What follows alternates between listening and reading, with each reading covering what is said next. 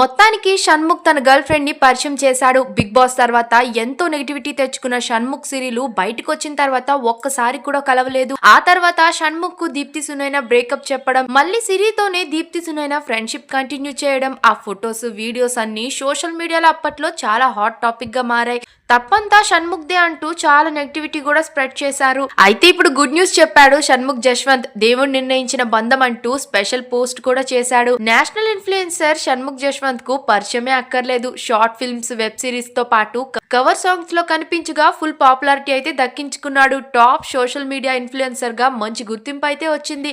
ఈ క్రమంలోనే reality show big boss షోకు అవకాశం లభించింది. ఇక ఇందులో పాల్గొన్న షణ్ముఖ్ టాస్కుల్లో యాక్టివ్ గా పాల్గొని మరింత పాపులారిటీని దక్కించుకున్నాడు. ఇక హౌస్ లో ఉన్న సమయంలో దీప్తి సునైనతో ప్రేమలో ఉన్నట్లు రివీల్ చేశాడు. అంతేకాకుండా బిగ్ బాస్ షోలో సిరి హనుమంత్ తో క్లోజ్ గా ఉండడంతో ఇతనిపై విపరీతమైన నెగిటివిటీ ఏర్పడింది.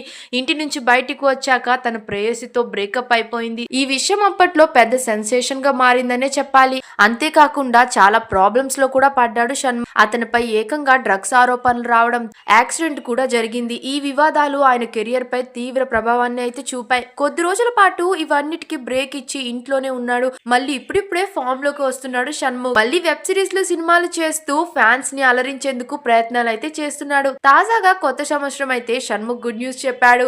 నేడు తన ప్రియురాల్ని పరిచయం చేస్తూ అందరికి సర్ప్రైజ్ ఇచ్చాడని చెప్పాలి. ఇన్స్టాగ్రామ్ లో కొన్ని ఫొటోస్ ని షేర్ చేశాడు. కానీ ఆమె ముఖం కనిపించకుండా జాగ్రత్త పడ్డాడు. ఆమెకు పుట్టినరోజు విషెస్ చెప్తూ దేవుడు నిర్ణయించిన బంధం అని క్యాప్షన్ కూడా జత చేశాడు. అంతేకాకుండా అమ్మాయి పేరు స్టార్టింగ్ నేమ్ వి అని తెలుస్తోంది. ఈ పోస్ట్ చూసిన నెటిజన్లు అయితే, అన్న ఫైనలీ రెండో ప్రయాణం మొదలు పెట్టావు, ఏంటి సర్ప్రైజ్ ఊహించలేదు, కంగ్రాట్స్ అన్నా అంటూ పాజిటివ్ కామెంట్స్ అయితే చేస్తున్నారు.